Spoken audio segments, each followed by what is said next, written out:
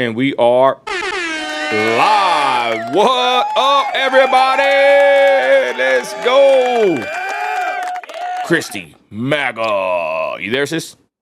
I am here, Nino America. How are things going for you? Pretty good, sis. I had a good day, but we're kind of I would say kind of picking up a little bit at work. Thank God it's gotten a little bit better since we bombed Iran. that really picked it up, but work's going pretty good, and I'm grateful. I'm happy. Healthy with my wife and my kids, and I'm doing very well. Sis, how are you doing? I'm doing good, but I have a question about that, and it kind of I watched one of your videos, and I wanted to ask you this. So, what? I guess it's supply and demand. I mean, I get that part of it, but why was business slow there for a while? Is it because it's the price of the barrel of oil? So, it's really because of Biden. But I blame, us Trumpers, we're going to blame Biden no matter what. But to be honest, it's been a downturn since Biden's been in office. I was, under Trump, making big bucks, sis. I remember I'll make like 2,001 12-hour shift from my truck. And when I say, I get on TikTok and people be hating on me, but I was on TikTok live earlier, sis, and I kind of, after they kept calling me names, nopal, and hating on me, people started the chat started calming down, and they started listening to me talk. And somebody even said, damn, I don't like nothing you say about politics. They said, but I do respect how you're a worker, you provide for your family. I'm like, yeah. I said, a lot of people hate on me because of my political thoughts. I said, but once you start listening to what I'm saying, I work hard. I want my family to be protected. What's wrong with me saying to deport illegal aliens? Anyways, the point is, I was giving some game about trucking because everybody wants to know about trucking. And I said on there, I was making almost $1 million a year under Trump. Right. But think about it. If I make $2,000 a day on a truck, don't think that that's all my pocket. Right. It's a corporation, for-profit business. We're fixing to expose the real wolves here. But when you make certain money with your company, you have to have deductions and expenses. So if you can make 700 one year, I made almost 800,000 under Trump. Right. In 1 year. But diesel was like 15, almost, $1,700 a week when you're balls to the wall. So anyways, point is, under Trump, sis, it was way better. Under Biden, it went to crap. So the barrel of oil went kind of down low. I blame Biden, but there's a lot of reasons to that. And when the cost of oil or the barrel is low, people don't want to sell the oil. I've heard of these producers sitting on tanks, waiting daily to see what the number goes up, a couple dollars, cents, and they'll call that load in to sell it. So, it's just crazy how the oil market works. And I'm not really too privy to a lot of it. I just know that when oil is $60 a barrel, it's not a big demand. And then when Iran was hit, it went up to 75 within a day and it went back down. But, it just depends on the price of barrel. Usually when we do go to war, we get paid more and the oil field kind of booms more. But it's all good. Right. Anyways, I want to talk about too much of that. Today, we got some things to talk about, sis. Let's get to it. Shout out everybody in the chat, everybody. So, sis, we're going to talk about a lot of stuff, y'all. Really, I don't even care to get a lot of numbers because I could easily go to TikTok. It's nice over there. 200-300 people on the live, huh, sis? It's pretty nice on TikTok. Yeah, it is. But I ain't going to lie. I kind of like coming over here to the YouTube and Facebook to holler at my people, even though we don't get that many views on the lives, just to shoot with Christy. And I got something that I want to talk about today. And it's going to be about nonprofits, but that's one part, man. We found out some interesting info just doing a little bit of research, me and Christy. But y'all, the thing, what I want to talk about is, I'm going to be honest, we had a little meeting. I'll leave it at that. But the city of Midland, it ain't over. You stole our signs. We want people arrested, held accountable. And that's all I got to say about that.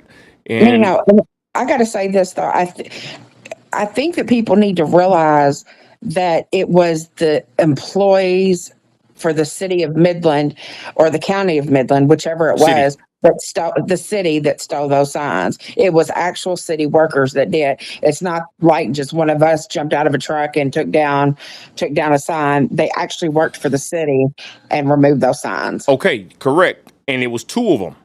And they did this on the day of early voting for the big, huge bond.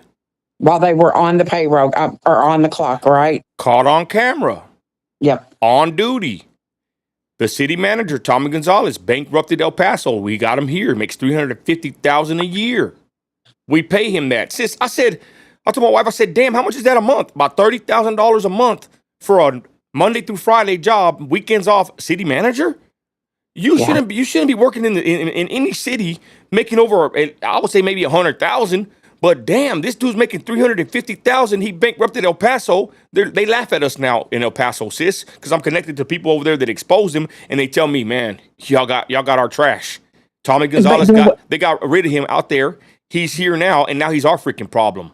I look at it the complete opposite. Here's what I look at it as. They look at Midland to get somebody that they know is corrupt that's going to.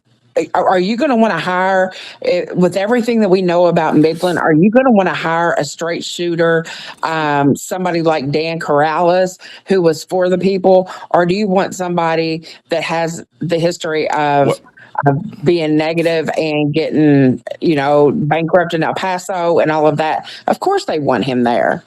Well, I'm gonna cover up their mess. I'm gonna give you a different angle. What I heard they did, which makes more sense, sis. I think there's incompetence and willful incompetence. I said the same thing. I said maybe he's a fall guy, but from what I heard, the people that were running, I've learned a lot. I went to my meeting with some certain big somebody yesterday that is watching all of Texas, and then my little crew. I'll leave it at that. And one thing I heard, which is kind of different, is that the people that were running for that position, one was for sure bought and sold by the oil companies. They didn't want her or him, whatever. And the other person was running, and all of a sudden, that person that was running also was taken into an office. This is what I heard yesterday, and I've heard this story other times. They was taken into an office, and that day resigned from trying to get that position. No longer spoke about it. They're like, "What the hell happened to him?" Weird, right? So they said that they wanted Tommy because Tommy was an outside guy, and they didn't think that he will be bought and paid for. That's what they thought, because they wanted to bring somebody in that's not from Midland. And the reason why I do kind of believe that, because I would rather believe that he's a fall guy for them, but the reason I believe that, because the city of Midland, our mayor and all them, they're incompetent. I think a lot of them are pretty stupid, and they rubber stamp everybody. So I told the guy yesterday, I said, why wouldn't they just research this guy? A simple Google search. Look at his background. You can't tell me they didn't know that he was, I'm not going to say corrupt. He likes to sue people, but I'm going to say you cannot tell me that he didn't have dealings with El Paso where they're bankrupt now. People are moving out of El Paso. Why did they research him? And this guy told me, a lot of things get rubber stamped, and people in the city council, the mayor, they don't even check stuff. And I believe it because I've seen it with my own eyes. They broke, I need to do another video on it, but they flipped a $900,000 cat dump truck at the landfill on flat ground. It cost $900,000. They got a quote for $250,000 for repairs from Warren Cat instead of getting insurance, an insurance claim, whatever. And I called out John Norman, I think his name is. He's my district in the South Side over here. Did you read this, sir? This bill or this agenda item? Yeah, I did. I said, did you know they flipped the dump truck at the? Because we read it, and I said, did you know they flipped the dump truck at the landfill? $250,000 expense. He goes, I didn't know that part. And I said, well, I thought you said you read it. He didn't read it. They're at the city council, sis, and they don't even talk about these things. They just pass millions of dollars of debt and wasteful spending, and they don't even care. Anyways, I say all that to say this, y'all. There's a lot of corruption in my city. I did a live earlier on Facebook, and from the meeting I went to yesterday, it's a pretty big, I would say not a big name, but somebody that's part of a big organization that's watching Texas. And what we found out, sis, is that Texas is ripe and full of corruption. All these little towns, sis, with with elections and all this, what I told him about them stealing our signs, the way that the local radio station slanders us, the way the mayor and all these people in power are connected somehow, PSP, big oil companies, the lawyers, for the city of Midland is the lawyer for the Midland Development Corporation, how everybody's connected. It didn't surprise him. He said that basically this is what happens with local politics because people don't know, they don't ask questions, and they never raise a concern. So that's the thing with Midland. Midland has never been told no. The city of Midland, the mayor, all the politicians have never been under scrutiny, right? But now we're going to scrutinize them, and we want answers. That deal with the sign, I already told them. They tried to get me to come to a private meeting. I said, no, I'm not doing no private meetings with anybody from the city. I want everything on tape. I want everything filmed, and I'll go live if I have to. But I don't want to deal with these scoundrels and crooks. That's what I think they are. So I don't want no private meetings about the signs. I want somebody or many people arrested for stealing property. Transparency. And you know what? It ain't even about the sign. The sign, well, it is a sign. It don't matter if it's $5 or $10,000 a water fountain. You can't steal somebody's property off their yard, That's right? But second of all, it was voter suppression and freedom of speech violation. And trust me, sis, we are going through with all legal actions the correct way to hold these people accountable. Thank you, Freedom, for the $10 super chat. Let's go. Anyways, So the thing is, sis, when I'm finding out about the corruption, it's rampant and it's all over Texas. This guy told me yesterday that he watches all of Texas.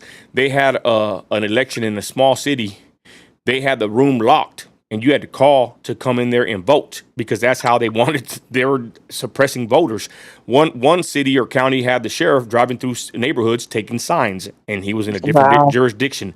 This guy told me a lot of stuff. There's a guy, I forgot what city in Texas. He's like me. He goes to the city council meetings, talks crap, and they've actually like try to bar him and try to like put a restraining order on him, sis. So what's happening in Midland, it's happening in a lot of places. And we've found a lot of situations here that are very odd, I would say even corrupt. And little by little, if we get time, we will expose them. People that sit there, somebody told me yesterday, Nino, why don't you give us the info? Or you say you're going to expose it and it'll never come out. Christy, how many times have we dealt with cases where we're this close to exposing it? And I don't want to know about, I don't want to say FBI, but somehow we hear about the law enforcement getting involved, right? Contacting us, or Yeah. the person is going through a legal court proceeding. Something happens where we can't just expose it. Some things take time. Yep. We've had a lot of cases, right, Chrissy, where we're on the verge of exposing something pretty big, and then we find out, man, this is part of a deeper situation that we don't even know we won't even talk about. It's probably even dangerous, right? Yeah. I mean, well, it's dangerous. I mean, you've This had is real. people. Hold on. I'm sorry to cut you. I'm gonna say this is some real deal, Holyfield, y'all. The guy Yeah. from yesterday told me that he's had some weird things happen to him. He said that there's been a lot of weird things. He even said his lug nuts were loose one time. And I said, Mhm. me and Stephanie me and my wife looked at each other and we said, damn, we better be watching our lug nuts because I'm not gonna lie, my wife and a lot of people have been kind of thinking like, Nino, watch out with your 18-wheeler, whatever. And I've been threatened on the internet. Somebody even said I know his routes, I know where he works at. I get threats all the time on the internet, y'all. But when this guy told me, and this guy's a square, wearing a suit, he's like a reporter. I'll say it like that, but for him to say that his lug nuts were loosened, your lug nuts don't get loose on a car, all four of them. There's no coincidences. I'm just saying Yeah. the stuff that we talk about, y'all, it is dangerous, and I'm not trying to make it more dramatic than what it is, but when you block somebody's $450 million bond, when you block somebody's millions of dollars of income and whatever, they're going to get mad at you. Go ahead, sis. Sorry. Heck yeah, they're going to be mad. These people didn't become billionaires by letting the low man come in and take over. And everything that they do, I've seen in Texas, is bond after bond after bond after bond. They want and then saying that it's not going to increase anybody's taxes. They're absolutely lying. They are Liars. going to exactly Sis. liars. They are going to one way or another, whether it's your home taxes, whether it's your water tax, whatever it's going to be, they're getting their money. And they're on the radio with the mayor and Craig Slanderson, the local propagandist radio station. He lets the mayor go on there, and they're saying, "Oh, we lowered the tax rate." What's the use of lowering the tax rate when you keep increasing our property taxes? Straight up, you're lying to us. Don't try to come Yeah. pat yourself on the back, Mayor Lori Blanc. I'll never vote for you. I'm gonna make it very hard for you to get reelected, woman. But don't sit there and say that you're lowering our tax rate whenever you're raising up our freaking property tax assessments and numbers, whatever. And then someone told me on Facebook, Nino, I grew up with Lori. Don't talk bad about her. I like that you expose Vander Ranch, but don't talk bad about Lori. I'm like, what the hell? Say whatever the hell we want to Christy, say. let's be honest. Sooner or later, people gonna get mad at me because I'm gonna expose their favorite politician in Midland, their favorite pastor, their favorite church, their favorite company, their favorite nonprofit. If they're doing something wrong, I'm gonna expose them. Lori Blanc had a record. Let me pull it up real quick. She had a record number for her campaign numbers, y'all. This is pretty crazy right here. Let me show y'all something real quick, so you can see that I'm lying. And we're going to get to the nonprofits, y'all. We got a lot of good information that we want to share with y'all. So let's start with Lori Blanc. They got mad about it, but it's the truth.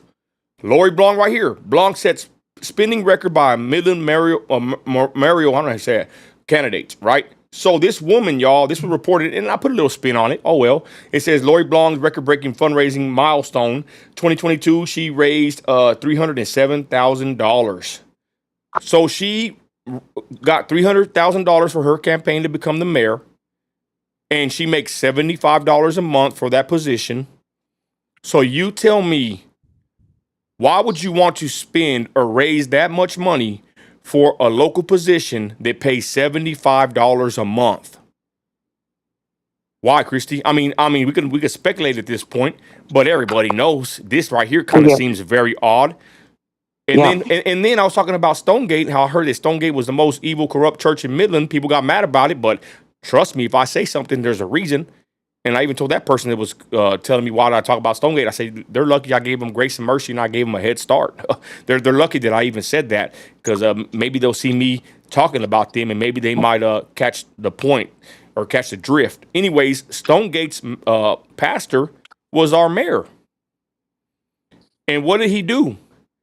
He turned over everything to Lori Blong.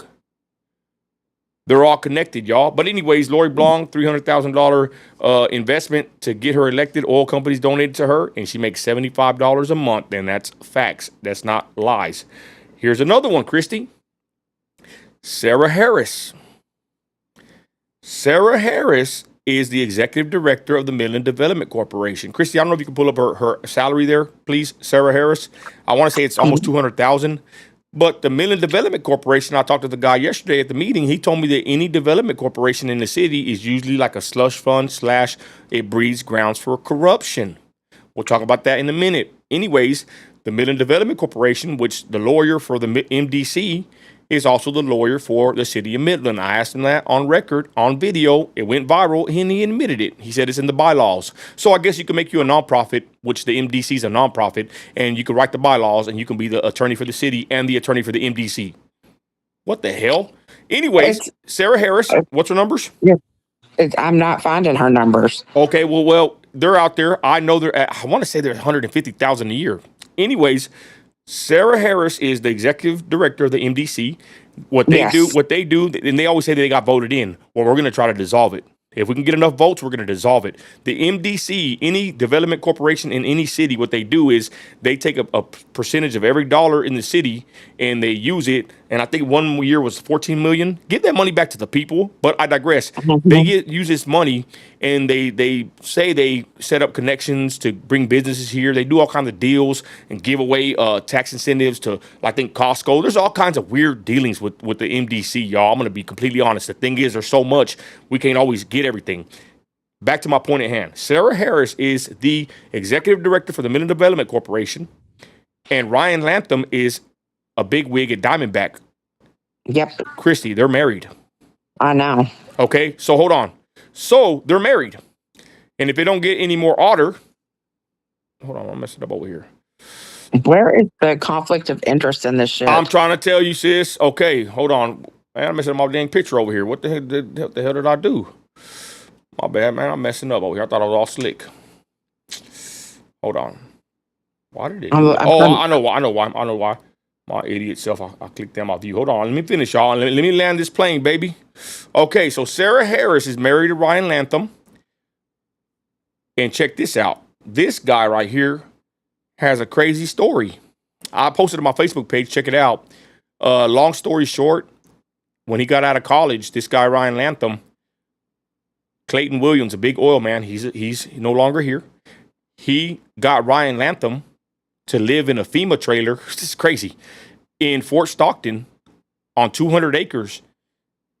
And what they did, sis, this is all documented. In 2009, they formed a water district. The city of Midland approved it. Ryan Latham was the only occupant on that 200-acre plot that Clayton Williams, a big oil man, put out there to take the water from Fort Stockton. He was the only voter in the whole damn area, sis.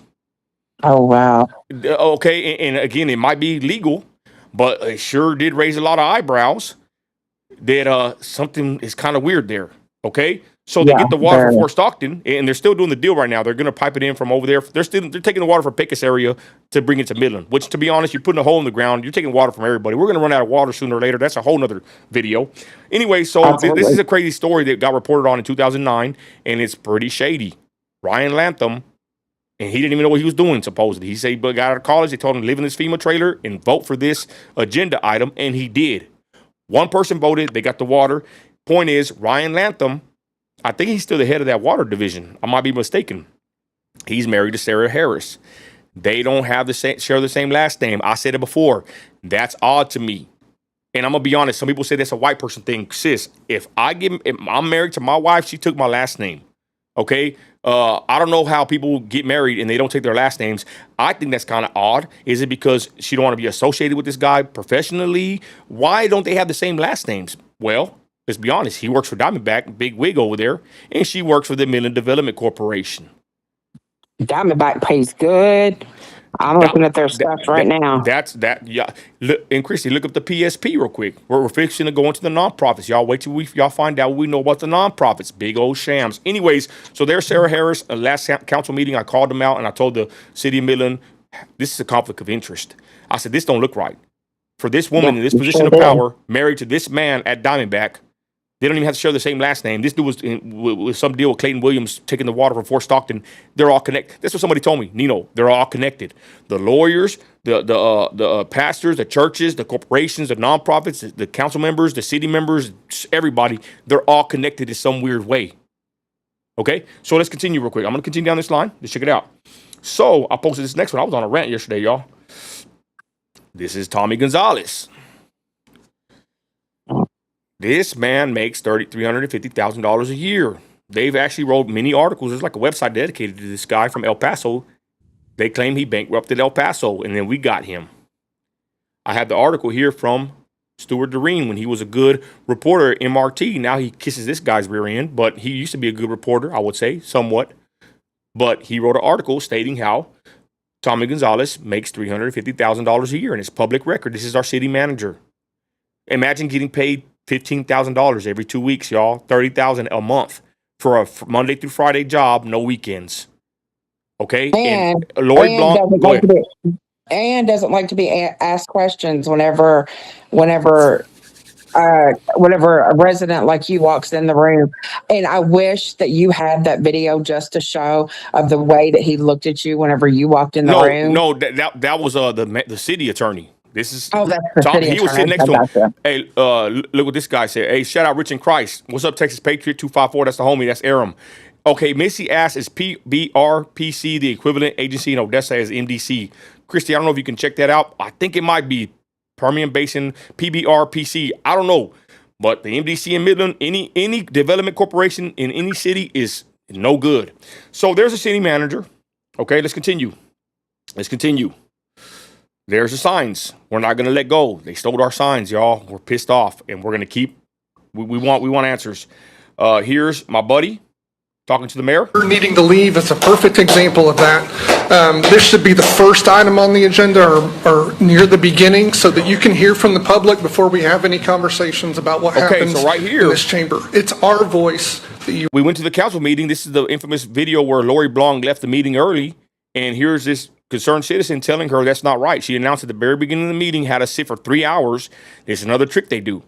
At the council meetings, they have you sit for 3 freaking hours while they go through the whole agenda, and then they leave the public comment. We've been writing in the actual paperwork when we go speak, can you please move the public comment to the beginning of the meeting? But Lori Blanc says she's not going to do that. No, they vote on all the agenda without any public input. That don't make, even the professional yesterday said that's not how they do it in a lot of cities. And then they do the meetings at 10 in the morning when no one can really go. I got a company. I can't be there at 10 in the morning every time they have an agenda meeting. But that's Lori Blanc, y'all. That's what they do. Yeah, I call her Lori doesn't belong. Anybody but Blanc. And look, here's Terry Garrett speaking at that meeting, and there's the mayor walking out while he speaks. Listen. Wow. She's leaving the meeting. Before she leaves? Are you calling me up there? Yes. Okay. Let's continue. And I made a post. I said, the sign debacle's not over. City of Midland, we want the people responsible, arrested, and charged. What? I got a question. This is just a question, sis. What if we come to find out, well, Tommy Gonzalez lives in Grassland where they stole our sign, but what if we find out that the order came from the mayor or the city manager? I wonder what would happen then if that's what. It's kind of funny they want to sweep it under the rug, but what if the order came to remove our political signs for the Midland College bond? I wonder if that order came from the city manager or the mayor. I wonder if they will get in trouble for that, Christy. I don't know. It's pretty interesting though. Like I said, when they had the bond meeting, and this is what the guy told me yesterday too, that people don't speak up, don't say nothing, but he basically said that we're the quicksand. We are the quicksand, Absolutely. and these people are fighting against us, and we want to know a lot of things, and they better answer up, and that's all there is to it. But with the Midland College bond, they had a meeting with the key speaker from Midland College, like the president or somebody, and they had him speak at a public facility, at a public meeting for the city of Midland, paid by taxpayers, and he was pushing his bond. That right there is basically unethical, almost illegal, and we called them out for it, sis, and they acted dumb. City of Midland said they didn't know about it, but it happened, and they even admitted it happened. You can't do that. If there's a bond put up for a situation in your city, you can't. Midland College can't come to a public facility and push their bond to a public citizen-funded building or meeting, and that's what they did. Right. But we got on their ass about it at the very beginning, and then the next meeting they wanted to have it. Think about it, at Midland College. We talked crap, and they moved that meeting, the city council meeting or the open mic meeting. They moved it back to the city of Midland. They were trying to have a city meeting, sis, or a public meeting at the college during a bond season situation. What the hell? Right. And we came in and stepped in and said that's unethical, and then they changed it. We have them on record saying this. I'm telling you. I told my wife, I said, I bet you they are so pissed that we're on their case now, sis, because now we're watching everything in the city. Anybody out there listening, look in your local swamp. Hey, I love Trump. I love Trump and national politics, but to be honest, this is more interesting. It don't get the most views, but this is more near and dear to my heart because this is where my freaking money goes. It's very important to me. And it's not just your money. It's the generation, the family that's going to come Oh, after you and after them and after them and after them. And you start reading through like these mission statements from just wait, people y'all. Yep. like MDC, and it says What that did it it's say? here to provide. Hold on, Christy. It Hold on. says, Before you start, Jeff says this. Ryan is the VP of Diamondback's legal department. wow, And hold on. Before Christy reads what the MDC's role is in the city, Sarah Harris is married to Ryan Latham. He's the VP of Diamondback's legal department. Thank you, Jeff. I knew he had a big position there. And Sarah Harris is the executive director of the Midland Development Corporation. Diamondback is part of the PSP. I ain't gonna lie, y'all. This is kind of, I won't say some dangerous info. It's public info, but connect the dots. The PSP is Christy, look that one up in a minute what the PSP is about, though. That's a coalition of all the major oil fields in West Texas that have come together, and there's rumors, yeah. and I think that they control a lot of people in this city. And So I think we're connecting the dots pretty good. Go ahead. So I'm so confused, like the more that I research this.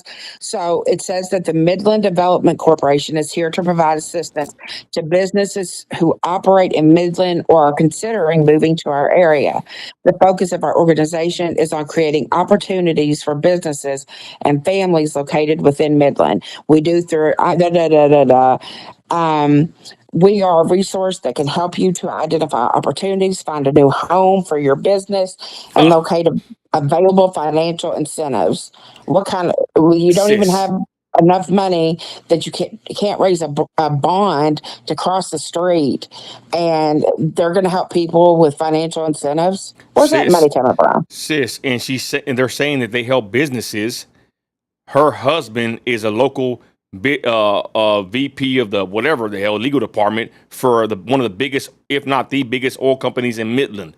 Is there not a conflict of interest? Now I kind of know why her last name is different. I don't think I want to be tied to that either. That's a big conflict of interest, in my opinion. But what do I know? But let's continue, sis. We got a lot more to go, but go ahead. I said, just especially whenever you start talking about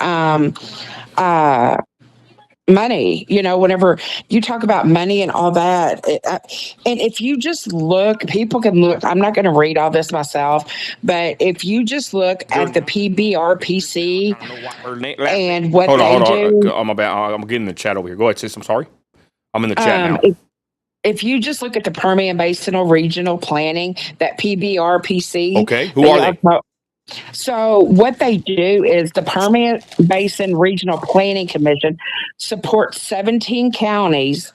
Hold on, it went away. And that's is that the Odessa equivalent of the MDC? Correct. That's what they wanted to know. That I'm thinking. So it says that what they do is they support 17 counties through intergovernmental cooperation and coordination, conducting comprehensive regional planning and serving as a conduit for important programs This related to homeland security, 911 communications, criminal justice, area agency on aging, environmental and economic development. They have, and then it starts showing like all of the people, the counties that they help, and it's just this is just See, crazy. I'm Like telling you, the they told me. Well, I don't know if you can get on Grok, but the development corporations, from what I was told yesterday, they're basically like I don't want to say a slush fund, but that's they're such fun. hold on, I'll read it. Matter of fact, I got something right here. Check it out. Let's continue down the timeline. Follow me on Facebook, Nino America, y'all. We really get it in over here. Check this out. Let's continue. My bad. I already have this. Look, y'all. We'll continue down the line. Okay.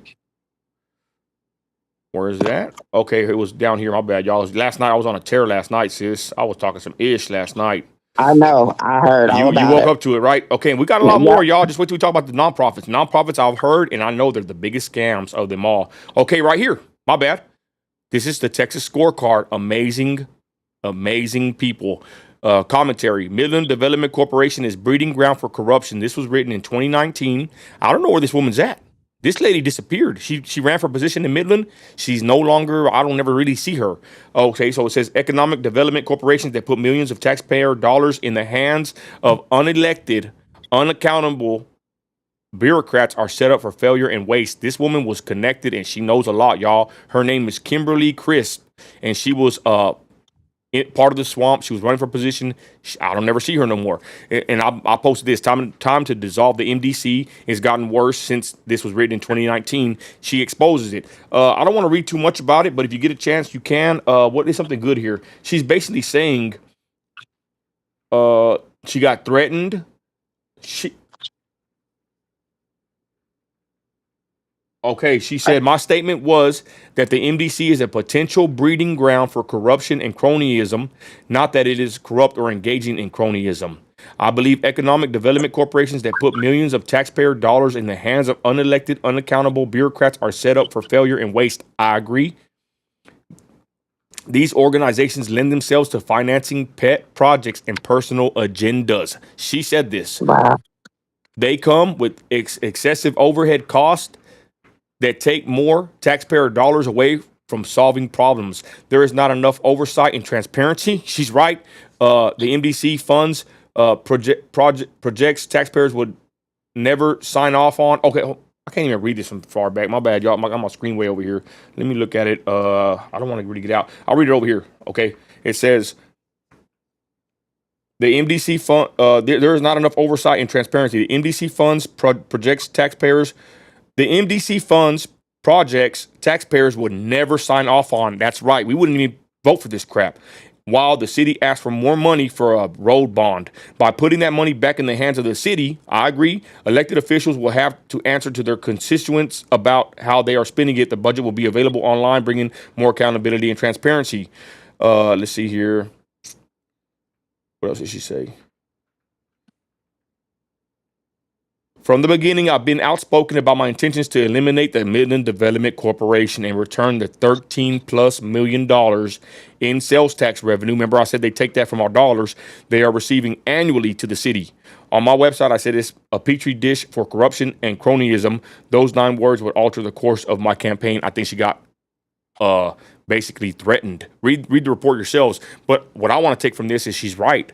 They actually go in there with the MDC and they approve projects we would never be down for. They give tax incentives to Costco and all these other places, y'all. It's freaking hogwash. We want to dissolve the MDC, y'all. Anybody, I was told already, and it's the truth, any development corporation in any city, especially in Texas, is just a sham. It's a petri dish for corruption. She's right. So let's continue because we got a lot more to cover, y'all. So there's that. And then we will continue to the nonprofits, right? So let me go to my personal page. This is what I wanted to really, I kind of got a little razzle dazzle on my Facebook page. Anyways, anything else you want to talk about, sis, before we move on to the nonprofits? Go ahead. No, it just is. It's just so confusing. Ain't it crazy, sis? Ain't it crazy? Yeah, whenever you start having all these different initials for all this stuff, and you have these people that are intertwined here, and then you see flow charts that I'm not even going to bring up because that will definitely, I feel like that if you start bringing that up, you really might be talking about some danger. But you see these flow charts, how they all flow back It is to this crazy. one certain individual, and what that individual does to make themselves a 501c3. Like it's just nuts is all I can say. Like whenever we finally get ready to drop all of this, it it will blow people's mind. It just Well, the literally blow people's mind. Well, the Vander Ranch, the owner of Vander Ranch, has multiple businesses and LLCs and all kinds of stuff. We'll talk about that later. Shout out Wendy. God bless you, sis. She said, I have met Miss Chris. She is articulate and very bright and thorough. I cannot say I bought into everything she exposed, but with this, she was spot on. Thank you, Wendy. I know Wendy's on our side, and I appreciate you for watching, sis. God bless you. And yes, I heard that Chris was like a Democrat, or I don't know if she was a Democrat. I better be careful labeling her, but I heard that she wasn't really for us. But with the MDC, she was spot on, y'all. We need to dissolve it. And you know what they told me yesterday? They said, Nino, I don't think it's been done in Texas. They said if y'all dissolve the MDC, it's going to be historical. And I said, you know what? Watch me work. And my people said, you know what? If we won on the bond, the college bond, if we won on that one, all we need, I think, is 10,000 votes to dissolve the MDC. I think we can do it. And I think it's going to be better than letting these people just run amok with our freaking money. Every tax dollar they're getting like 2 cents or something. Give that money back to us. Our road infrastructure is horrible. Our school systems suck. And there you are giving Costco tax incentive to come bring their building over here. You're helping out with all these other projects, but you ain't helping the citizens. Our tax rates keep going up. Okay, so now what am I drinking on? I'm drinking on a drink with from Seven Brew. My wife makes it. I forgot what it's called. This is Red Bull and something else I forgot. My wife makes it. But Seven Brew charges a lot. Okay, so now this is what I wanted to get on here. I didn't get the actual name for my wife. I can tell people when they see me watching it. So today, look, Is it that blue? Is it it's a that blue drink from Yeah. it's a blue drink from Seven Brew. Okay, now what I'm gonna say now, you need to wipe your. This was somebody told me about the corruption in Midland. They actually gave me a list. I'm gonna be honest, y'all. The stuff that I've been told already, just wait. Anyways, they told me, Nino, when you look at the city of Midland and all the corruption, you got to wipe your mind, your slate of your mind from politics, religion, everything you've been taught, and you got to look at it for what it is. And that's how I asked y'all to do it here too, for a certain reason, right? Not saying that we need to just forget about religion or morality, but that's what I was told, sis, about dealing with this corruption in Midland. You got to look at it in a different light because it's so crazy that you got to not have no preconceived notions. And when you look at it like that, it's so raw and it just hits you and it's crazy. The guy explained it better, but I'm going to say that same thing here. What I'm going to say right now might jar you, but this is exactly how I feel about it. And if you follow me for a long time, you already know, Christy knows. But I made a post, right? Yesterday, sis, I drove home on the south side. There was 2 bums with backpacks on. Drug addicts, that's what I think they are. I'm going to be honest. You can get mad all you want. I'm not dumb. I told my daughter, if you see somebody with a backpack, be very careful in 2025 walking around the south side. But there's a soup kitchen called Breaking Bread. It's in my neighborhood. I pass by there every day going home on Florida Street. And yesterday, these 2 bums walked right across the street, slow, didn't care. I almost hit them, and I honked at them, and the guy gave me a dirty look. And I look over to the soup kitchen, and there's about 15 bums, all with backpacks, outside the soup kitchen. I kid you not, Chrissy, it looked like freaking Skid Row in the south side of Midland, Texas, okay? So I made a post saying this. I said, almost hit 2 bums driving home from work. They had backpacks on and headed towards Breaking Bread Soup Kitchen. They didn't have a care in the world, slowly jaywalking on Florida Street, and they gave me dirty looks. In front of the soup kitchen, there were about 15 people with backpacks on, loitering outside, looking like Skid Row. These nonprofits are scams, just bringing all the derelict homeless addicts to our neighborhoods. Shaking my head. What's the point of continuing to feed these damn bums forever? They are in the nonprofits business to keep in the nonprofit business to keep bums fed. The nonprofits, it's a never-ending cycle. That's nothing to be proud of. If you don't work, you shouldn't eat. That's Bible. Okay, I posted that, right? And it's true. And somebody gave the verse that Paul said, if you don't work, you shouldn't eat. Now, look, able-bodied men are to work. If you're a veteran on the street, that's a whole nother situation. We back up our homeless veterans, but let's be honest. Not every bum on the corner has served in the U.S. Army or military, okay? So we're not talking about them. We support our vets, right? I'm talking about people that are able-bodied that choose addiction over their family. You can't sit there and call me a bad Christian because I work my ass off and then I come home and there's bums all over the damn local soup kitchen, stinking up the joint. My daughter, she was at the Golden Chick and she said she was freaked out. I was kidding with her right now. I said, Mama, let's go tomorrow and you go with me and I'll have you walk around them, see if they approach you. I'm just playing around. But she's like, no, Dad, heck no. Me and my wife were laughing. She is terrified of these bums, sis. Somebody commented on here, said that they saw one of them playing with herself in front of Golden Chick. And then I said, bro, my mother saw one at Martinez Bakery down the street from the food pantry, whatever you call it. And they had a knife and they were threatening customers. And he goes, bro, that's probably the same guy. The point is, I made this post and then somebody reshared me, right? And I actually, let's go ahead and go to that post because we got a lot more to talk about. Well, while you're going to that, I just want to say that, in Tampa, I had just moved here. And so me seeing the home, like where I was from in Kentucky, your nearest neighbor was 5 miles away. But literally, my son and I had season passes to watch the Bucks play. And we're at this light before you turn into the stadium. And the light is super slow. But there's all kinds, they make the panhandlers in Florida wear reflective vests. And this guy had on his reflective vest and he had a sign that said, I'm not going to lie, I need money for beer. When I tell you at that light, Nino, how many people I saw give this dude money, it was just shocking to me that they would enable that type of behavior.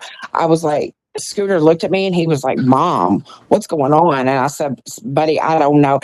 That is literally what his sign said, is that he didn't want to lie. Everything that he was going to get, he was going straight to buy beer. And this is my point. I've said it for a long time. And your sister, Kara, said that they actually fine you for giving them money. Is that correct? The police?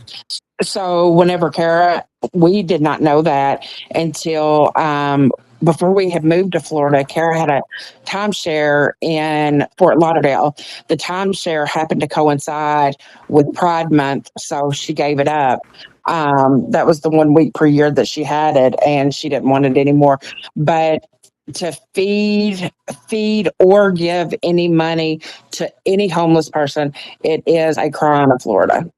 Okay, so I want to say this. That's why I said wipe your preconceived notions, y'all, because let's be honest, I made a post about this, and someone actually, I saw a video or something, but like real poor people in other countries, they're not like the homeless people in America. Homeless people in America are entitled, they're lazy, and they're enabled by many people. There's a difference between being poor and being lazy, y'all. The Bible's against sluggards and slothful people and lazy people. It talks real bad about people that are lazy. Again, that's my stance. People in America that are homeless, they choose to be like that. I've spoken to many of them, sis. They don't want to work. They want to be on the corner asking for money. They're addicted. I've talked to a lot of them. Now, mental issues, man, you know what? A lot of us have mental issues. That don't mean I'm going to give up on my family and go hit the corner, all right? Anyways, my wife told me, right? This is how I kind of always gauge how right I am in a situation. Not always, but 80% of the time, what my wife says. Illegal aliens, my wife's right on board with me. We want them gone. Trump, we love Trump. Simple. Bums and panhandlers, homeless people in Midland, my wife's right on board with me. Like my wife said, she said, Nino, you have to convey the message because people like this person, they try to blast me. She said, they don't understand that the nonprofits, we're going to get into that in a minute. We got some crazy numbers, y'all. The nonprofits, you actually need these volunteers and good-hearted people for free labor, for funding and money. So the people like this person that try to call me out, maybe they don't understand that they're being used by nonprofits and they have good hearts and they think they're helping people when they're actually not. I feel bad. This person tried to share me. I post her. They already put, I hate to say, they put pictures of her house. She lives in a $500,000 house. I mean, they've already exposed this woman. Hey, you know what? That's what they do on Facebook. I didn't do it. They did it. But this woman doesn't live in the South Side. Like my wife said, someone like this talks so good about feeding people. They'll come take a picture and feed a bum. And there I am. When that Breaking Bread soup kitchen closes, sis, where do you think the bums go? They go through the whole neighborhood all damn night, and my people are terrorized by these people. I live here in the South Side. Do you remember the the black Democrat that we would always get into it with, that said that he was going Yep. to, he said he was going to go out and feed the homeless on your behalf and call it Feeding America through Nino or something like that. Do you remember what he did? He thought that he did not realize he had a hot mic, and those people were pushing the food out of his hands, like, we don't want food, we want money. And the couple of people that did take the food, he said we should have 1 million likes by the end of the night for this, and that's just as disgusting. Yeah, and sis, they don't want food. No, they do not want And so food. there was a soup kitchen asking for more money today. I saw the video and I posted a picture of the damn. There's a bus busting them from one soup kitchen to another. Um, they don't want food. There's a lady I saw going to the local soup kitchens for 5 years. Me and my wife watched the video. She's been going for 5 years, taking her kids. And my wife said, "This woman looks like she has money." The homeless people and people like her, they utilize these soup kitchens to save money. The bums will go here, get a free plate to save money in order to fund their addiction. You think the nonprofits are here to help people, y'all. I'm going to show you some numbers that prove I think otherwise. Anyways, let's get to this woman.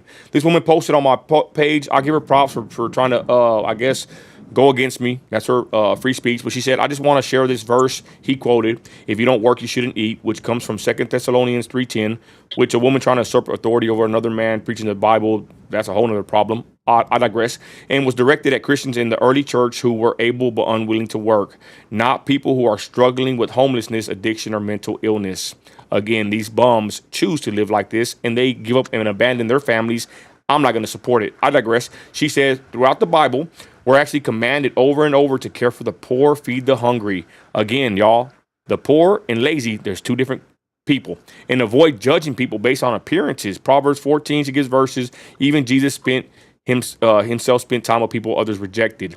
I'm going to tell you something. When the apostles went into the synagogue, or to the service one day, there was a homeless beggar and he was lame. They passed right by him. He had to grab their cloaks for them to even look at him. So the apostles were going into church, and there's a homeless beggar, lame man, pulling at their cloaks, and then they focus on him, right? So they weren't just walking around giving money to people begging. But the point is, they even told him, we don't have no money to give you, right? But that shows you right there, they're walking into church, and there's a beggar that's actually lame, and they had to grab their clothing to get their attention. I digress. Let's finish with her statement here. She said, it's easy to see a backpack or someone outside a soup kitchen and assume the worst, but we never know someone's full story. And that's exactly why compassion matters. Nonprofits like Breaking Bread, we'll see, Mission Agape, and the soup kitchen are doing hard, thankless work, serving those most in need. God calls us to love and serve, not label and shame.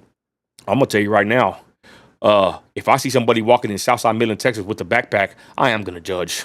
I think God puts us prejudice in us for survival instincts.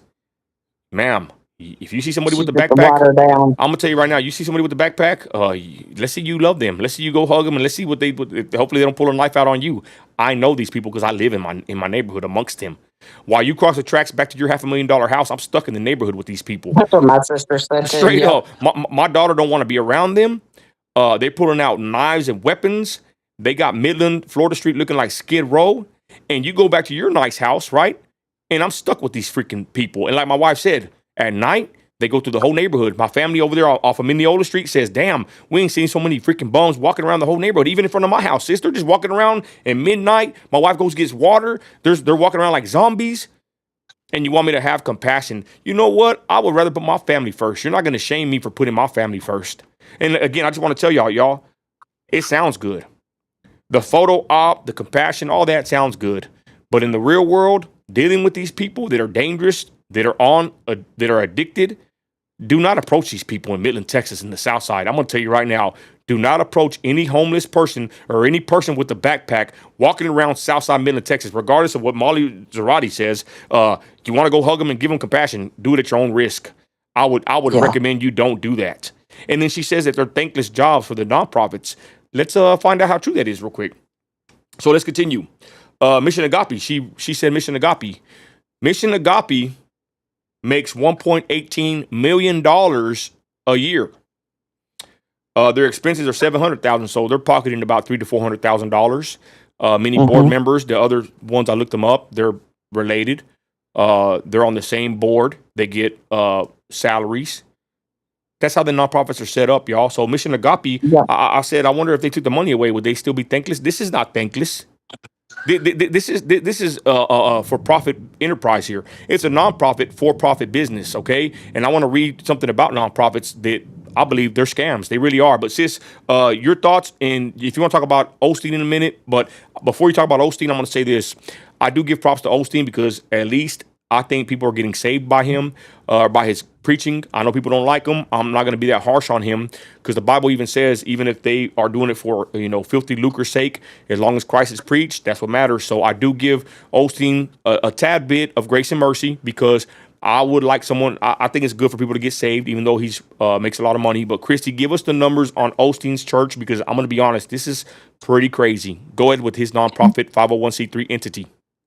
You and I've always kind of bantered back and forth. I have been to his church one time, and he definitely he makes you feel that burn for Jesus in your heart. Do I think that he's a good man? Yes, I do think he is. I do have a problem with this though. So he decides how much he's going to pay himself. And the estimates have ranged from 20 million to 54 million per year.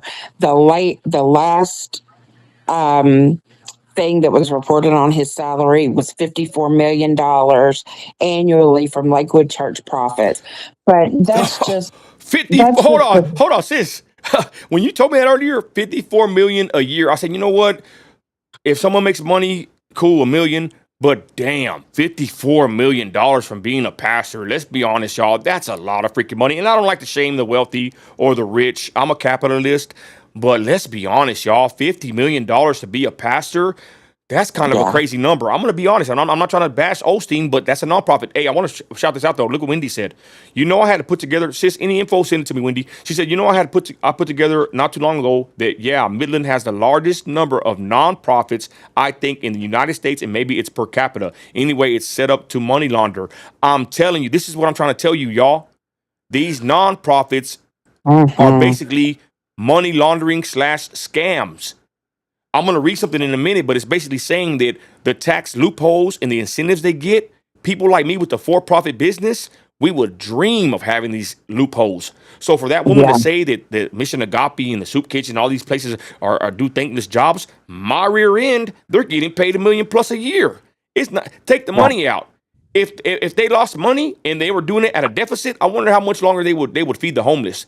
And then think about it. The homeless problem is what they need to drive their business. So they're not actually solving a problem. They're never going to solve a problem. They want more people to be homeless, more people to depend on feeding them. Because if no one goes there, they're not going to need to have a nonprofit to feed them. It's a never-ending cycle. It's a freaking scam. It's basically socialism. These nonprofits, especially these soup kitchens, are socialism 101. They want people to be dependent on the government and nonprofit entities and keep feeding them instead of helping them get a job or doing something with their lives. I don't care what anybody says. That's why I'm pissed off today. Go ahead. There is and I can't remember if I found the account on TikTok, on Facebook, or on YouTube, but there is a literal restaurant that serves people, and it is a pay as you can service. Okay. So if somebody's like really down on their luck, like me right now, no, I'm just kidding. But for people that would need to come in, like we know that there's lots of people still struggling out there and don't want to go to these soup kitchens and stuff like this. These people have opened up like their heart in this business to pay what you can to eat. So sometimes they get people that come in and pay $100 for 2 plates of food, where the next table that came in might only be able to pay $2. And I kind of liked that idea, that at least that at least, is not like enabling bums to come to soup kitchens and stuff like that. But it's with the nonprofit and all of that, Sis. it is just so mind-boggling, especially whenever you get into the things like everybody looks at these companies like American Red Cross, American Cancer Just Society, wait, all y'all. The these. numbers. Hold on that, but we got these are crazy numbers in the CEO salaries, right, sis? It is, and you read all this stuff, and you're going, "How the biggest sham in all of the United States is Goodwill." This man was smart enough to open up a place that you can donate your shit and turn around and buy. Somebody coming in their store can buy. You get crap for free, and then you turn around and sell it at profit. But like I said, sis, it sounds good, right? Oh, help the homeless, the needy. But like I said, Yeah. like my wife's, it's simple. I'm here with them. This woman gets to go back to her $500,000 house across the track, sis, and I'm stuck here. And at night, when that soup kitchen closes, where the hell do you think the bums go? They go into my neighborhood and they terrorize me and my family. We need to get her schedule and see how much she goes there and helps. Anyways, let me read this real quick. This is from Grok, y'all. Check this out. So, soup kitchens are often seen. Let me go and good. I might have to clip this later, but this is really good. I want to read this. Soup kitchens are often seen as beacons of charity, dishing out warm meals to the homeless with no strings attached. The image is wholesome. Volunteers lading soup, weary souls finding comfort, and communities coming together to help those in need. But what if the picture isn't as pure as it seems?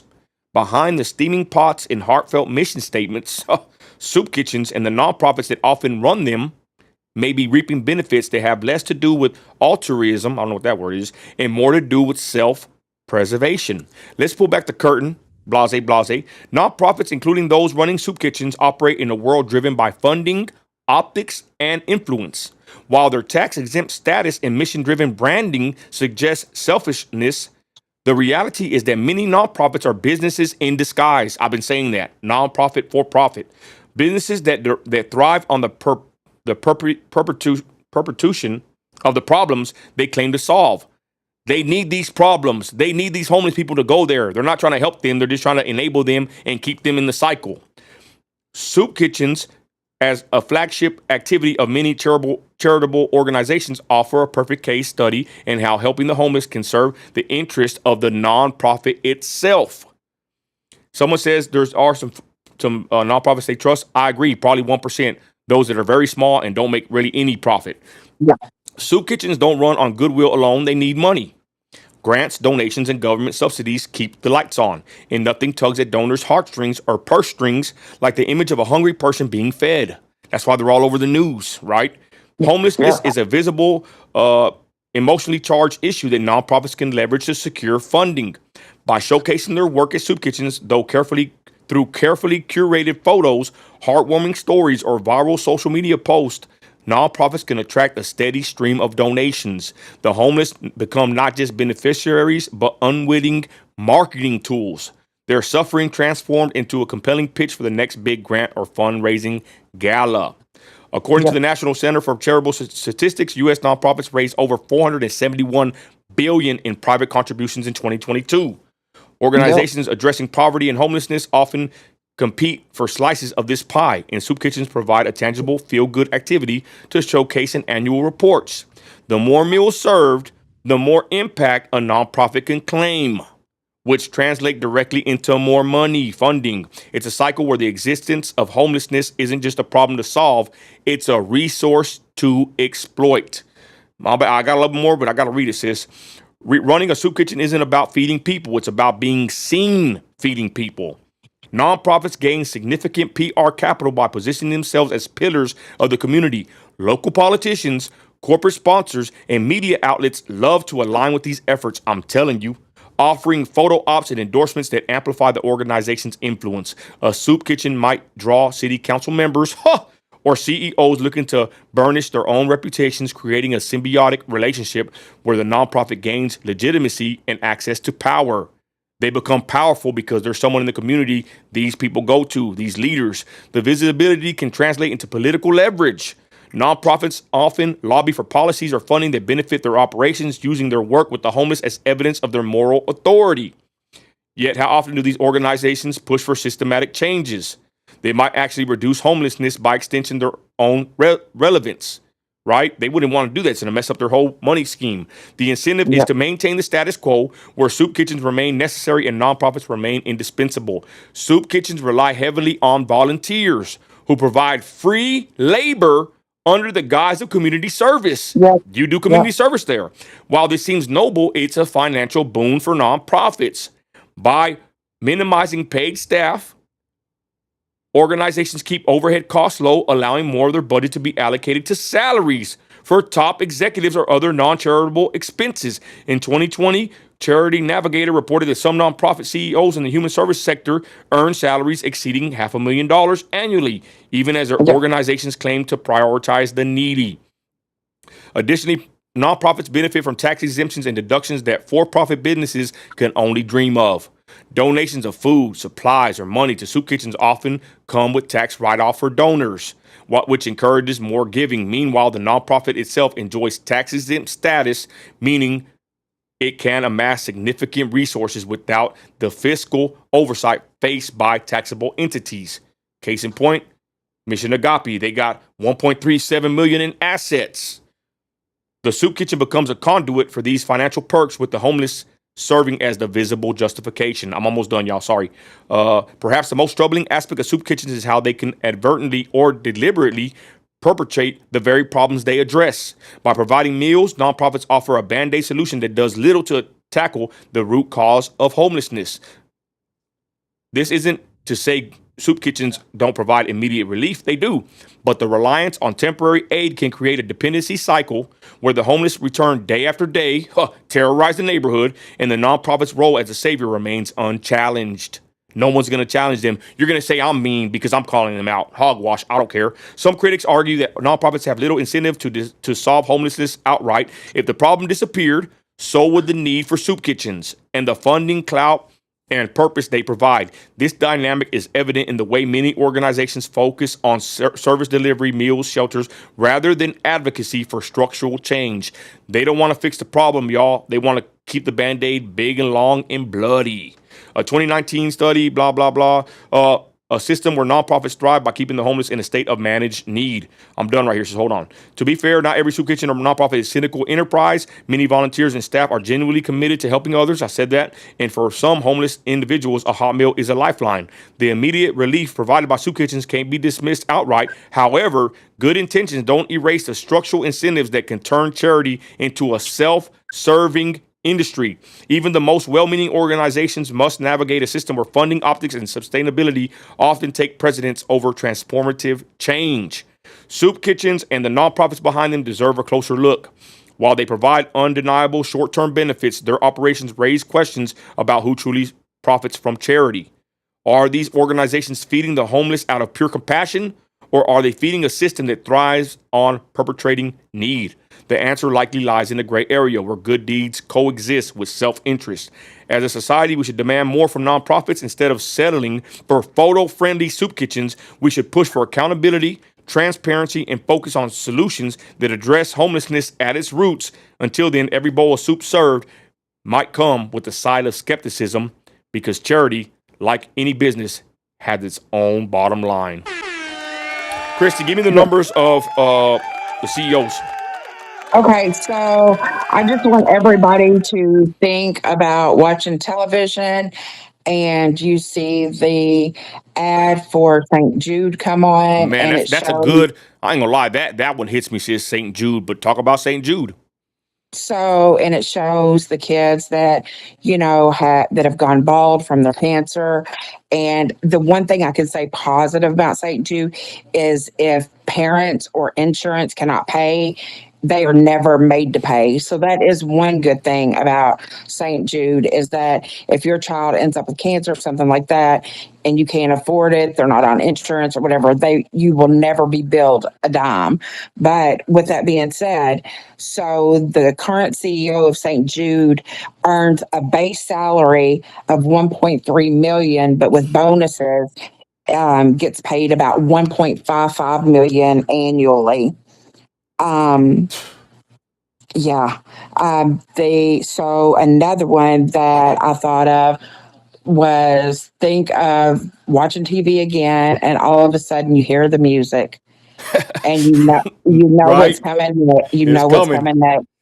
You see the puppy dogs and the cats It gets that my have daughter.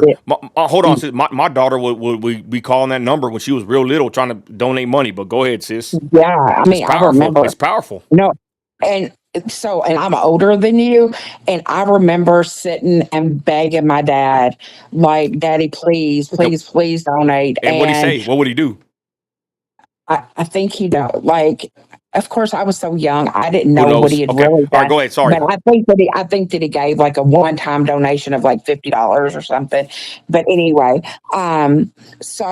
but you think of the music, you see these animals that are absolutely like malnourished. They are emaciated, and the CEO, Matt Barshidker, earns a salary of $1 million with um, bonuses and all of that.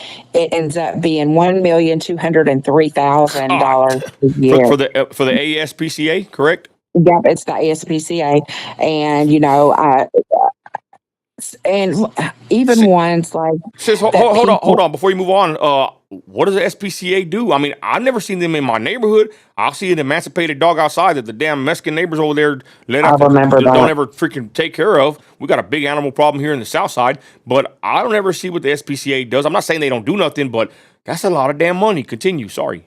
It is, and I don't know where I know where like our local humane society is and things like that, but I don't know if ASPCA is like the umbrella to Okay. humane societies or But whatever. Chrissy, it reminds me of the Cross.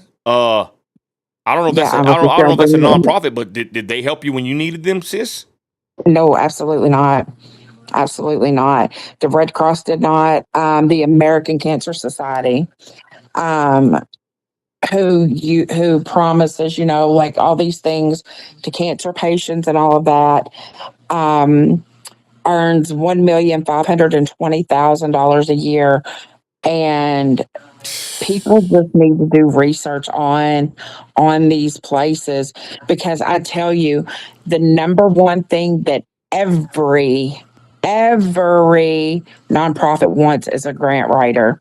The money that these people get off Oh, of grants, the grant writers are like gold. They are very hard to find. You have to be extremely smart and logistical to apply for any of these grants. And some of these grants are for massive amount of money. Like, yeah. go ahead, like massive amounts of money. Thank you, So, sis. You did real good on I gave you the story, sis, and you jumped all over it. Guys, I've been knowing that nonprofits are scams.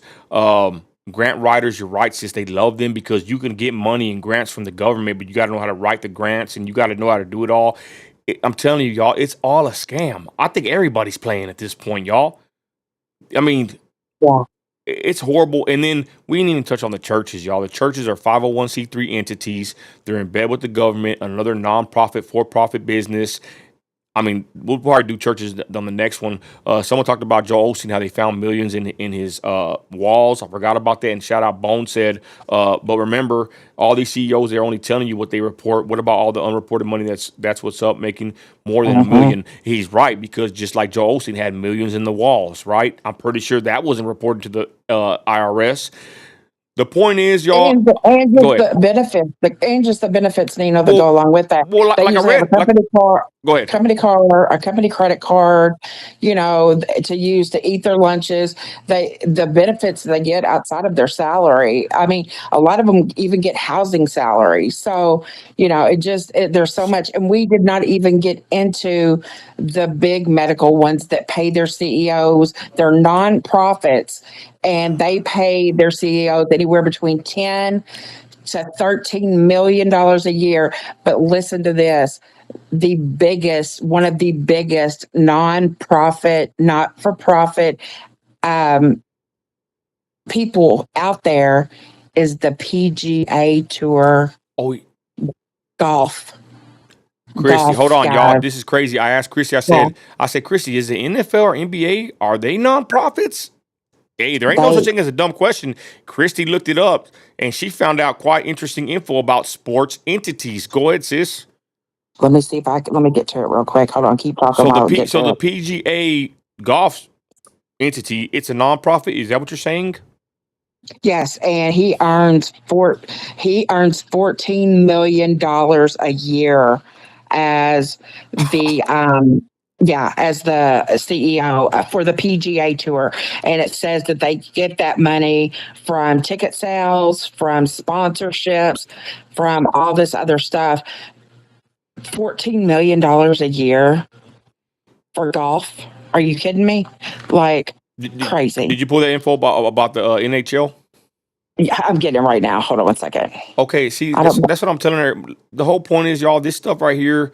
I mean, hey, they're using the tax loophole system, the tax system. I'd use it too, but I got a for-profit trucking company. I told Christy, I said, damn, I'm in the wrong business. I need to make me a freaking nonprofit. You do. I mean, how smart I am, and you could be my grant writer. I'm pretty sure, sis, we could probably make us a badass nonprofit and get a lot of money. You know, of course, it will be for charity. It will be for feeding the homeless, everybody. I'm gonna be a good Christian taking a picture, pouring soup for somebody. But you know what I'm saying? Like, damn, I'm in the wrong business. Get ready. Instead of me busting my ass, maybe I should go join the homeless bums and go to these soup kitchens and learn how they do it and be begging for freaking food and money and saving money to buy more addiction stuff. You know what I'm saying? Hogwash. You know what? You're not gonna trick me. And you're not gonna have me. I might be a Christian, but I'm not a spiritual, or I'm not a spiritual or a financial doormat. I'm not stupid. We live in 2025 in the United States of America. If your ass is out there begging for freaking money, it's because more than likely you're lazy and you chose your addictions over your family, and I don't respect that.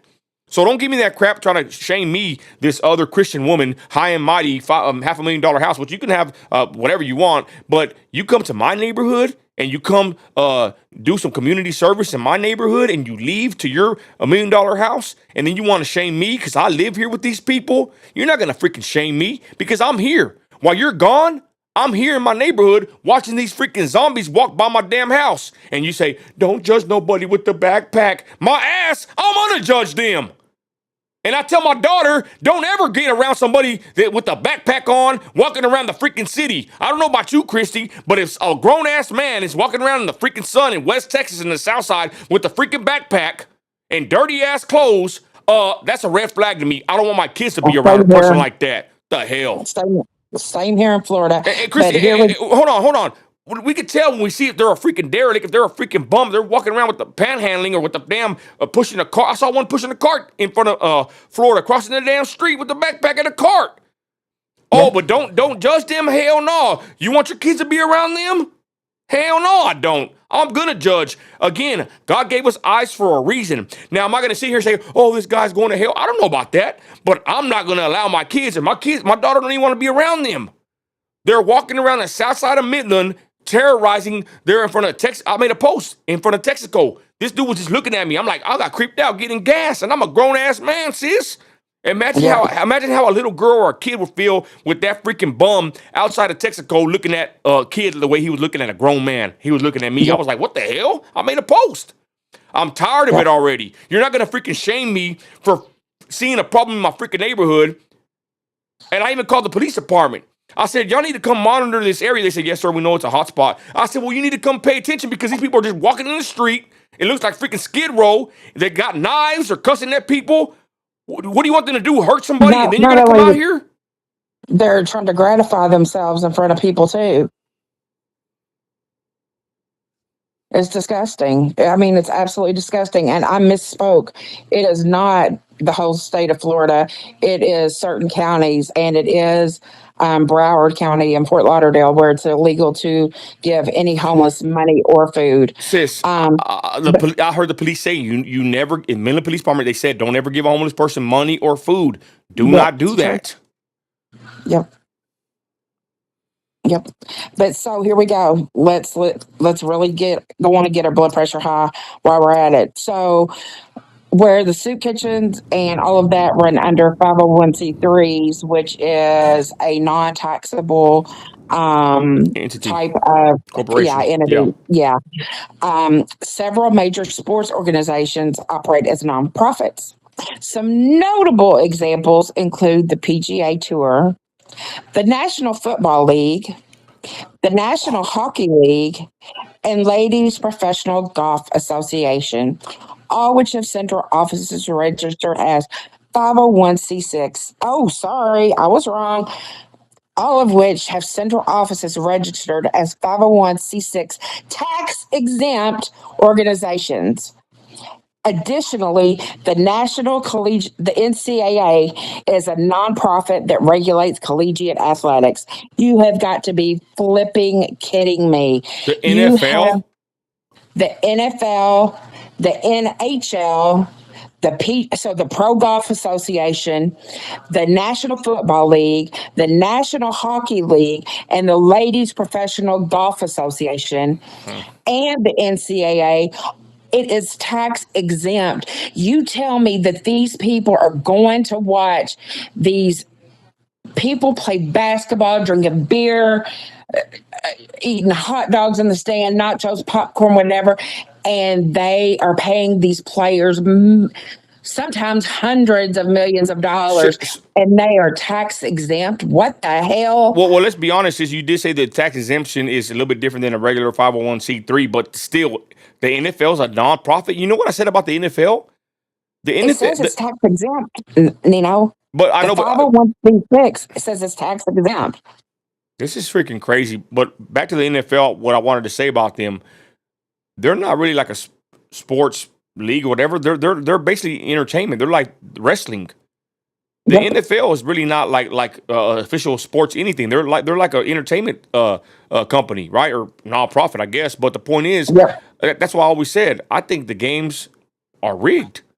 I think the NFL, most major sports games are rigged. That's a whole nother video. I think the balls can be controlled. They can wear gloves. I mean, the referees can throw games. I think sports in itself, the whole situation with the sports league and football, basketball, it's all corrupt and it's all rigged. That's just my honest opinion. If you think that those bookies in Vegas don't have a huge part to play in who's going to win what, then you just are nuts anyway, because they absolutely, those bookies in Vegas and all of that stuff for that sports betting, they know exactly who's going to win what. Yeah. I'm telling you, it's crazy. But even Jordan, check this out, man. We can keep going, but we're going to get ready to land this plane. Jordan, I saw TikTok of all things. We love TikTok. I'll probably go live on TikTok. Get like 200 people, 300 on the live on TikTok. It's amazing over there. We're getting big numbers. Follow me on all platforms. But there's a clip of Jordan when he was playing the playoffs, I believe. And there's a guy that came out. There was a whistleblower. He was a ref. He said that he was calling Jordan on his traveling.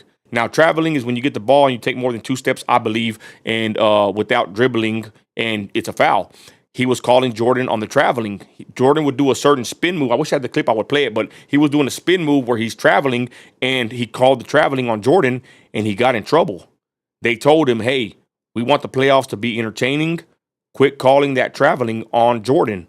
And Oh, wow. lo and behold, they got big numbers. But I've heard this a lot. If you look at LeBron James when he plays, that guy's always traveling. He's always carrying the ball, running, and they don't call a foul. I'm just saying He's a waste of air. I'm just saying they're selective politicking, selective whatever you want to call it with anything from the local level to these sports things, guys. It's all corrupt. I'm gonna be honest. I think everybody's playing at this point. We ain't even got into the churches in Midland, y'all. The things I've heard about the churches in Midland, people want to get mad about that part. Just wait till you find out. I'm gonna say this real quick. I've already heard, and I got a good source, and I'll leave it at that. There's a church in Midland. They spring up left and right. Them nonprofit scams, 501c3 entities. There's one in Midland that was started by atheists. There's 2 men that are atheists. They started a church in Midland, and they're not even believers, but they did it to make money. There's another church in Midland where they're swingers. Okay, and like I said, I'm not talking out my rear end right now. It will be exposed when the time comes. Can you believe that's his actual swingers? Atheists starting churches in Midland, and it makes sense. I made a post the other day. I said, you know what? Think about it. If they want to corrupt good-hearted people that have good intentions, where would they go? to church. They would start a church. They would infiltrate a church, and then somebody say, "Yeah, also the public school system." I agree. If they want to infiltrate anything, they're going to infiltrate the churches and the public school system in America. And like I said, wait till I blow the stories on the local churches with the swingers and the atheists that run the church. Wow. Anyways, final words, Christy. Go ahead. No, I'm just in shock. Like, just the last thing I want to say about this. So, what a lie these people put out to just like us, and make it, you hear about these people that have signed the largest contract in history, especially a lot of times in Major League Baseball, which I didn't see that it was listed in there, but you hear of these people that are signing these huge contracts with huge bonus deals and all of that. And it says, like, for the NFL and all that, it's not primarily profit driven. Their primary goal is not to generate profit, but rather to promote participation, development, and access to sports. That is an absolute lie. You do not have the lady that played in the movie Twister. I can't think of her last name off the top of my head. Jamie Gertz is what her name is. She's married to a man, and they own, I think it's 3 different sports leagues. She is worth in the billions, the actress. And you cannot tell me it's not for money. And that it's for participation and to allow people to get more development and access to sports. Bull crap. It's just so much, Dino. At the end of the day, all you have to do is follow the money. Yep. You want to get rich, start a church in Midland, start a nonprofit in Midland, and you can. Anyways, I didn't want to give that bad advice. Anyways, so there it is, y'all. We're doing a quick video on this. I wanted to go live. Of course, like I said, thank you for everybody that watched this. The numbers are big on TikTok. I want to go live on TikTok because I like it over there. But this is on my heart, y'all. And of course, it's crazy what I see here. I live in Southside Midland. It's just crazy because I keep saying this and it's the truth, but I can't really expose a lot of stuff because there's so much exposing to do. But the stuff I'm privy to and the people that run nonprofits, I've seen their houses. I know. I can't even. Anyways, it's just very. Well, I don't even know the word to say, but when I see them just run around town with these brand new cars and big old houses and they're nonprofits, I'm like, what the hell? Like, I mean, even if they're not corrupt, I'm not saying they are, but it's just very alarming to see someone with a nonprofit living on the high on the hog. You know what I mean? I just see it. I'm like, something ain't right here. How the hell do you have a nonprofit? And I have a trucking company, and we're about on the same damn level here. It's pretty crazy. Yeah. And people can say what they want. People can not like the video or not like what we're saying. Who cares? It's my platform. Say what the hell I want to say. And I've been saying it for a long time, y'all.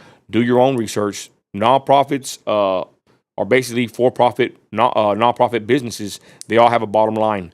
If nonprofits make no money, would they still even be around or in business? I'm not saying they're all corrupt or all bad. I would say probably the best nonprofits are the smallest ones that make little to no profit at all. They really try to help people, I guess. But even a church, I'm going to be honest, I don't want to be in any church that's a 501c3 entity because they're basically in bed with the beast system. The government controls them. They get tax breaks and tax exemptions. There are some certain things they cannot talk about being a 501c3 entity. Thank you, Reagan. And, I'm going to be honest, y'all. Being a Christian in America and then hearing about these things in my city with the churches and knowing the leaders. I mean, there's a church called Real Church of Midland. They have a woman pastor, and biblically that's unbiblical. I said something to them, and their members attacked me on my Facebook post. I got proof, but the point is, I called them out, said this is unbiblical. They got mad at me, and that's a church I've seen promoting a lot of stuff on the Greenwood Grapevine locally here, and these churches they're just popping up left and right. The Real Church, Presence, The Feeling. They got all these weird names, and they're just basically, feel good, Rick Warren style mega churches in the making, and they're all about $1. Yeah. Look, And there's I Wendy. see, Wendy knows so much. She's very informed. She said exactly they are an arm of the government. Again, I yep, said, how would you take down good people? How would you brainwash them? How would you corrupt people, infiltrate the churches? yep. And that's a whole other story in itself. Again, I just want to say this, y'all. Local corruption, it's here in our backyard. I love Trump. I love national politics, but I actually been more involved locally. Christy knows. She don't even live here. Christy knows so much about how corrupt my city is. We started with the Midland College bond sys, and it just kept snowballing. And we're like, damn, this thing is getting crazy. The stuff that we're finding out, the connections, the conflicts of interest, the money, where the money's going, where they're hiding it, the nonprofits. I mean, I'll just say this: I'm privy to a lot of information. I'm gonna release what I want when I want. You ain't gotta believe me. You ain't gotta wait for it. I'll do it as I see fit, and that's all there is to it. Final Mhm. words, Christy. Go ahead. No, I just think that, I've said it a million times, looking at Midland through your eyes and everything that's going on, I feel like that a bunch of people in Midland now are that have banded together are family and friends now. Um, but I absolutely hate to see the things that are happening in your city. I say it all the time. They need to do a remake of the TV show Dallas, like Who Shot JR. That might be above like some people's age or whatever, but they need to base it out of Midland. It is I would say I would be freaked out to live in Midland with just everything that I've seen, everything that I know, how outspoken I am, and how I wouldn't let things slide. It definitely would not be the type of city for me to live in. I'm gonna be honest. It's the oil is a cursing and it's a cursing and a blessing. Yep. These people, y'all. I wish I could say a lot more, but I'm gonna say this. Many people come to me with information, and I got some good whistleblowers, and they told me, Nino. Mhm. They told me, Nino, uh, everything that you're been posting or saying, they're watching you. They are watching you. He Absolutely. said, bro, they're really tripping out, and you're hitting a lot of nerves. And he goes, you don't even know the half of it. This person, someone I know, I'm just gonna say this: they're very well interconnected, and uh, I'm just not on here spitting conspiracy theories. I'm not gonna tell you all the info I know, but God willingly, one day it will all be revealed. The Bible says what happens in the dark will come to light. And I'm telling you, we have a swamp in Midland, Texas. And somebody told me the other day, Nino, we thought Odessa was bad. Midland's worse than Odessa, and that's saying a lot. Anyways, keep following the page, y'all. Like I said, we will release the info as we continue, but just wake up, do your own research. You ain't got to, don't believe anything that we say, right? Go do your own research. Go Yep. look up this stuff yourself. And Odessa, I said it the other day. man, I Wendy's right. live, I, Go I ahead. live like 45 minutes from Alligator Alley, which is the Everglades, and that is true swampland, like Louisiana type of swampland. And I will tell you that the swamp in Midland is deeper than any swamp I know in Florida. Shout out Mount Sinai Church. I love this couple right here, y'all. The Freemasons ain't hiding anymore. He says they want us followers of Jesus Christ to be their slaves. There's a good account on Facebook, y'all. They do some good preaching, and I like that account. God bless the brother and sister there, Mount Sinai Church, y'all on Facebook. Check them out. Again, like I said, we just want to, say what we know, and this ain't even nothing. I'm gonna say one more thing.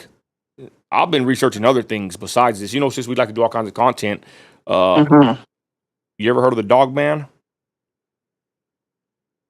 I don't think so. Werewolves, stuff like that.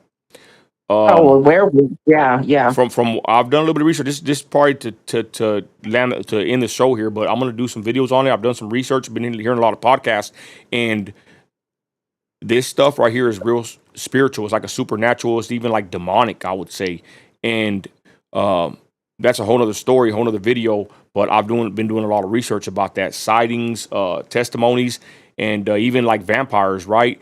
And I don't want to go off too crazy here, y'all, but this is a lot of supernatural, spiritual, like witchcraft, like a lot of this stuff. They show you in movies, but there's actually a lot of reality and a lot of this stuff, I believe. And it's really a lot of demonic forces, demonic entities that possess people. That's what they're kind of figuring out with these entities and these cryptoids and cryptids, whatever they call them. Anyways, that's a whole nother video. I might have blew some people back there, but I've asked on my Facebook page, anybody know about or believe in Dogman? And there are certain places, Land of Lakes, I forgot where it's at, where there's a lot of these reports, a lot of weird happenings in the country, y'all. I'm just saying the stuff that we think that we know, we have no idea, y'all. Is there witchcraft in Midland? Yes, there is. Is there witches in Midland? They practice witchcraft and sorcery? Yes, I know there is. there. Sis, and I've heard stories about Louisiana. It is freaking crazy, from witchcraft, Oh no, it's shapeshifters. got the This stuff yeah. is not fake, sis. And I've been doing a lot of research, listening to a lot of podcasts, and I believe it's really factual. You know, You it's can crazy. you can walk down Bourbon Street and you can see all of like the different shops that believe in voodoo and black magic and witchcraft and sorcery and all of that. And those people believe just as strongly in what they do as we do, as in our as than we do Jesus.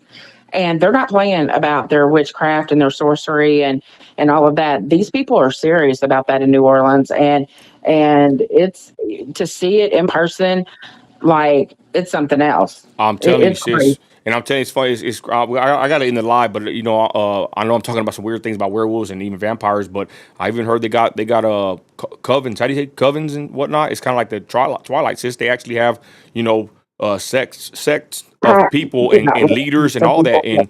And anyways, I ain't trying to go too off in the weeds, but like I said, I've been hearing a lot about this stuff. It's pretty crazy. And when you research it, and let me ban this freaking loser right here real quick. Ban this freaking fraud. Let me get this guy. Mark Ybarra, you're a freaking lame and a weenie, homeboy. You got a problem? Do something about it. But go ahead, sis. My bad. oh no, Let I me was ban just this freaking dude in my watching me over here. Grown ass man watching me. Don't like me, but wants to comment on my videos. Let me ban him. Go ahead, sis. that's just such a weenie move to me. Like a Watch man grown ass man watching. watching another man but doesn't like the man just to call the man names. Like that is the biggest. He remind me of the haters on TikTok though. Yeah, like the biggest like You out weenies of here. ever. Yeah, like Banned from my teenage, page. literally teenage girl shit. It's funny That's though, crazy. because like I said on TikTok, I'll be on live, and after a while, they're like, "Damn," they're like, "I don't agree with your politics." I said earlier, they say, "I don't agree with your politics, but damn, I appreciate that you work hard. You're a family man." Like once they listen to me, they're like, "Damn," they kind of like me because they don't like me because of Trump. But once you realize I'm a Christian, I'm a patriot, I love my family, I work hard, I'm a present father. You know, I help my community. Not to brag or boast, I'm just saying this is just the obvious facts. Once you find out what kind of man I really am, how can you hate a man like this? I always say it's this. I'm my cousin's favorite. I'm the favorite cousin. You know what I'm saying? I help people get jobs. You know. Anyways, I digress. I don't even want to keep going with that. The hater's gone, but it's pretty crazy, y'all. And then Reagan talks about children being in Odessa. Guys, the corruption is deep. Like Wendy said earlier, it's in almost every city. There's witchcraft, there's sorcery, there's supernatural elements to a lot of this stuff.